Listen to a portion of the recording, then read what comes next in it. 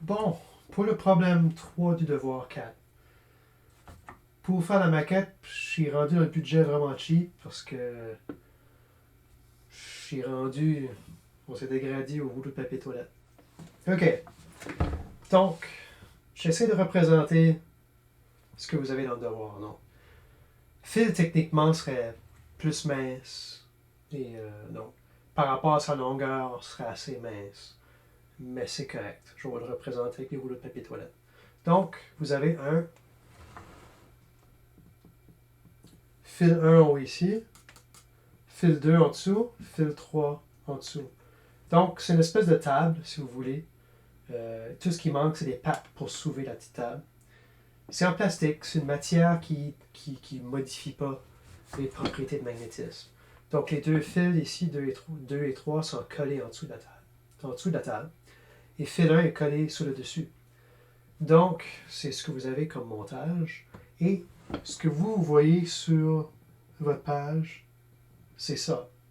Donc, avant que je passe à la vue de la page, rappelez-vous que chaque fil, dépendant de sa direction de courant, crée un champ magnétique autour. Donc, si on prend le fil 1, lui, il crée un champ magnétique autour, mais je vais en parler tantôt, mais on n'a pas besoin du champ magnétique du fil 1. On a besoin du champ magnétique du fil 2, soit comme ça ou comme ça.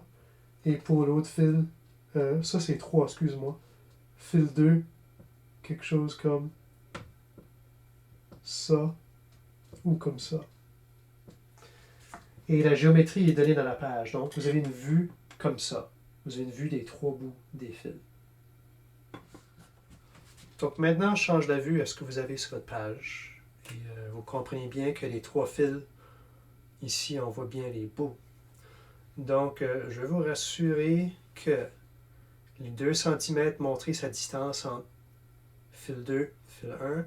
Le 2 cm ici, c'est la distance entre fil 1 et fil 3. Il y a une symétrie indiquée dans l'énoncé. Et il y a 35 degrés avec l'horizontale pour l'angle entre I1 et I2, ou fil 1, fil 2. Puis il y a aussi un angle de 35 degrés par rapport à l'horizontale pour l'angle entre la position de fil 1 par rapport à fil 3. Donc, il faut que vous... D'abord, maintenant, on veut savoir la force que subit fil 1. Donc, pour étudier la force sur un fil droit, ça prend le courant qui passe dans le fil qui nous intéresse. Mais quand on étudie le champ magnétique, c'est le champ magnétique créé par les autres sources magnétiques. Je sais qu'au début, on peut peut-être se tromper, on va dire, qu'est-ce que le champ magnétique créé par ce fil-là mélangé avec son propre courant? C'est pas ça. C'est l'effet des champs magnétiques créés par d'autres objets par rapport à son courant. Et un autre niveau de logique que je peux vous ajouter, c'est que à la base, quand on étudie comment deux aimants interagissent entre eux, une fois qu'on a compris la représentation des champs magnétiques entre les deux aimants, on revient à comparer, on revient à remplacer l'interaction entre deux aimants par l'interaction entre leurs deux champs magnétiques. Donc, essentiellement en train de comparer le champ magnétique, l'interaction du champ magnétique de ce fil ici versus celui-ci, et on additionne l'effet de l'interaction magnétique entre son champ magnétique de ce fil-là et le champ magnétique de ce fil-là. Sauf que, au lieu de parler du champ magnétique créé par ce fil-là, c'est beaucoup plus facile de parler de son courant pour qu'on puisse comprendre la direction de la force. Parce que c'est trop compliqué si on prend son champ magnétique à lui. Donc, je répète, c'est l'interaction entre cet objet ici et les autres, donc son courant à lui par rapport au champ magnétique des autres. Donc, pour étudier le problème, il faut, premièrement, comprendre qu'est-ce que le champ magnétique créé par le fil 2 au point ici. Donc, ça prend un B2 à ce point ici. Ça prend le champ magnétique créé par le fil 3, mais le champ magnétique créé au point ici. Donc, un B3 vecteur.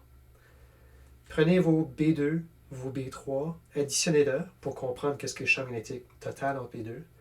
Et là, vous voulez prendre ce B total-là, le I de ce fil ici, et calculer votre force. Donc, vous pouvez calculer la grandeur de la force avec l'équation, mais pour la direction, il faut que vous utilisiez la règle main droite pour la force magnétique.